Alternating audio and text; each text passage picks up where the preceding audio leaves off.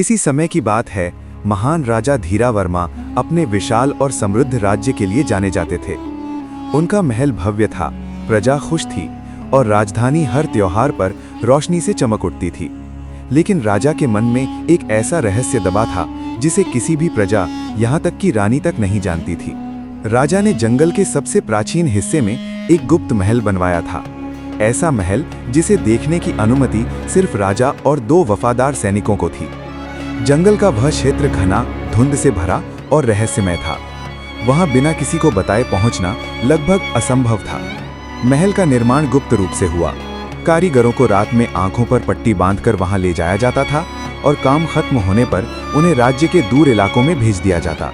राजा ने इस महल के निर्माण में सर्वोच्च गुणवत्ता का उपयोग कराया। काले संगमरमर का फर्श, चांदी की नक्काशी वाली दीवारें और हल्की नीली रोशनी से चमकते हुए विशाल गलियारे, ये सब देखकर कोई भी इसे पृथ्वी पर बना महल मान ही नहीं सकता था। महल के केंद्र में एक बड़ा कक्ष था जिसे निशब्द कक्ष कहा जाता था। ये कमरा अजीब ऊर्जा से भरा था और राजा इसे अपनी सबसे शक्तिशाली वस्तुओं के अध्ययन और प्रयोग के लिए उपयोग करते थे। इस कमरे में एक तांबे की किताब रखी थी, अनंत ऊर्जा नामक शक्ति का स्रोत। ये किताब दुनिया की सबसे पुरानी किंवदंती से जुड़ी थी और कहा जाता था कि इसे सिर्फ वही छू सकता है जिसे ये पुस्तक स्वयं चुन ले। राजा धीरा वर्मा हर पूर्णिमा की रात वहां जाते थे, घंटों तक अध्ययन करते और फिर वापस लौट आते। ये क्रम वर्षों तक चलता रहा और किसी को पता नहीं चला। लेकिन एक रात राजधानी में हल्का सा कंपन महसूस हुआ। लोगों ने सोचा भूकंप आया है, पर कंपन कुछ ही क्षण में रुक गया।